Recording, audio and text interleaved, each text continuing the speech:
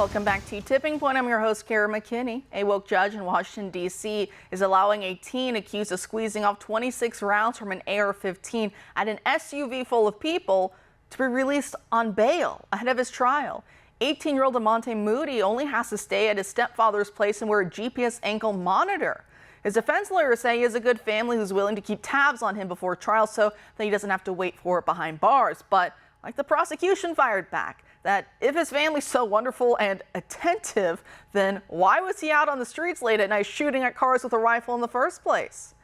Now, many are scratching their heads about how a judge who's admitted in online social media posts to being woke and to donating to groups founded in part with Soros money could let a suspect like this off so easy, despite all the left's fear-mongering about AR-15s being weapons of war that no one should ever be allowed to have.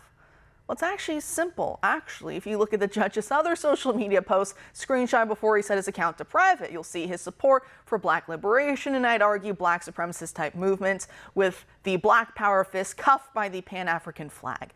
It doesn't take a genius to see how or why the left is okay with certain people being armed and not others. So it's not hypocrisy so much as them exposing their true intentions, that all this de-arming talk is only against certain people and not others.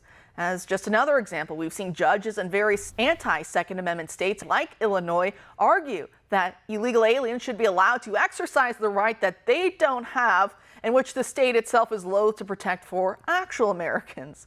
Again, it doesn't take a rocket scientist to see how the law gets weaponized and for what purposes. And we know just how bad the media is when it comes down to all this. Last year, we saw mass shootings both in Nashville and Louisville, where the stated objective of the gunwoman and gunman respectively was to kill as many white people as possible because of their supposed privilege. Talking points straight out of MSNBC, if you ask me. And now a black Marine from New Jersey just got kicked out of the Corps and arrested by the feds for allegedly plotting to go on, you guessed it, a mass shooting spree targeting white people, again because of their supposed privilege.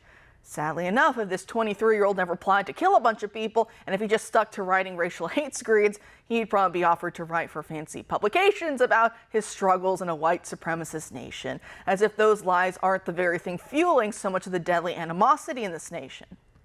Now, leaving aside the racial divide that subversive Marxist types are trying to play up in this nation to get us at each other's throats instead of working together against the corrupt politicians who are hurting all of us, let's keep focusing on how gun rights specifically get weaponized toward these ends and how specifically the data surrounding their usage does.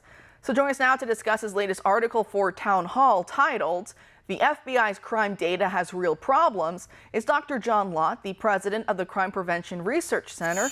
Dr. Lott, as always, a pleasure you being here. So your article starts off swinging. You write the news media relies almost exclusively on FBI data to report on changes in crime rates, but you say there is strong evidence that FBI data are less reliable than in the past. So can you explain for us what you mean by that?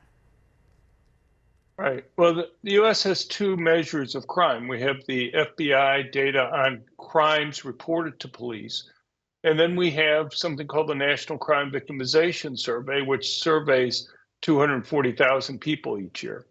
And the point of having the National Crime Victimization Survey that we've had for about 50 years is to try to get at both reported and unreported crime. We know that most violent crime, and surely even more property crimes, are not reported to police. About 42% of violent crimes are reported to police, and about 32% of property crimes are. And so the point of the survey is to try to get detailed information on that. Normally, in the past, up until 2020, the National Crime Victimization Survey numbers and the FBI reported crime data have gone together. But what you find since then, both the total crime as shown by the National Crime Victimization Survey and the reported crime from the FBI have gone in opposite directions. But even the reported crime from the National Crime Victimization Survey and the reported crime from the FBI have gone in opposite directions.